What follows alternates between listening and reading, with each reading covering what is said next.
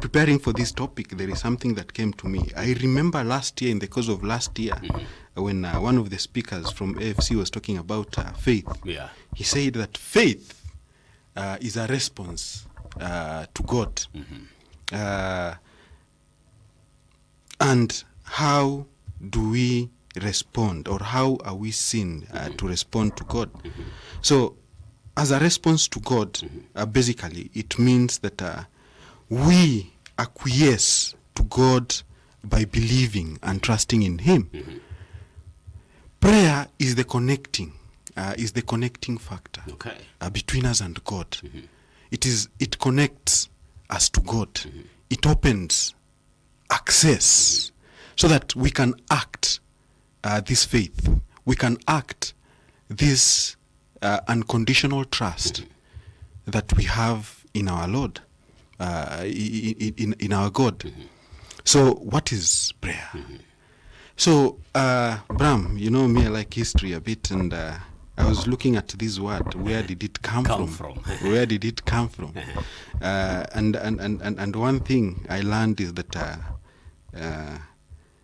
before England became England as we know it today, there was the Norman conquest.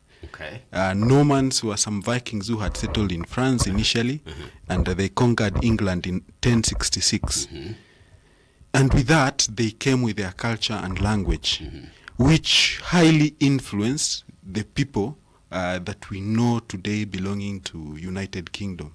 And they came with certain words. So one of the words that they came with is the word prier. And the word prier, which comes from French, means to request, to beg, or to plead. And from an ordinary sense, when someone is pleading, then you are coming from a very humble position. You are coming from a very humbled position. You are requesting a higher authority. And that was the best way to describe this act of communion between man and God. That prayer, man recognizing that God is the originator and responding to the experience that they have of God. What do? They beg God. They seek access to Him. And the better word to describe this act of communion with God is prayer. So that is where we got the word prayer. But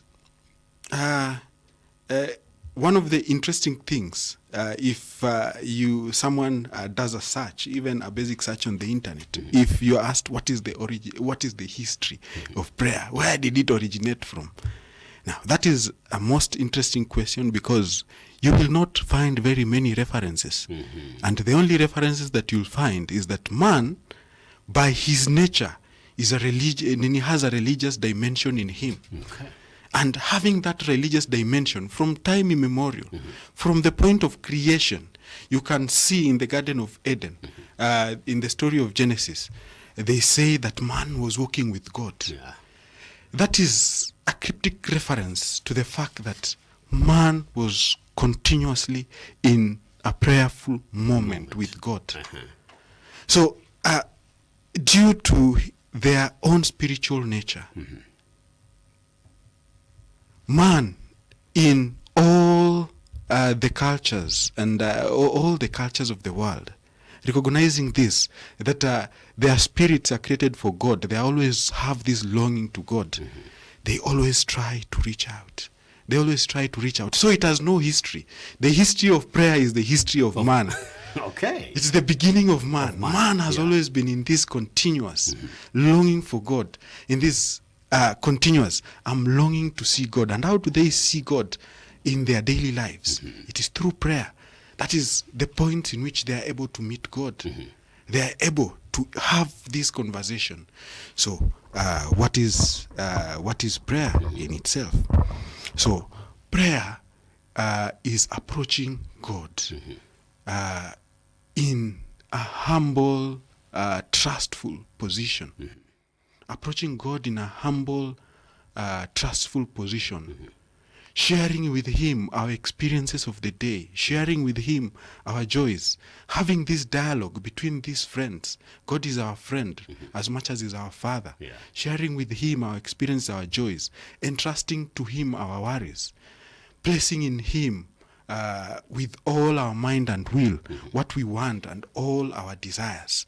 In fact, some of the saints describe prayer as it's the raising of one's mind and heart to God, or requesting of good things from God. That is St. John Damascene, one of the church fathers. St. Therese of Lisieux says that for me, prayer is a surge of the heart.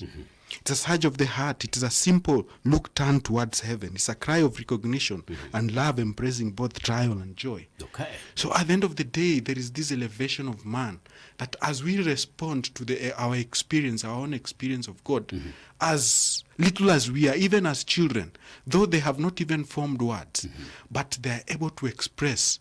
They're able to express through their actions. You can see them kneeling because they recognize.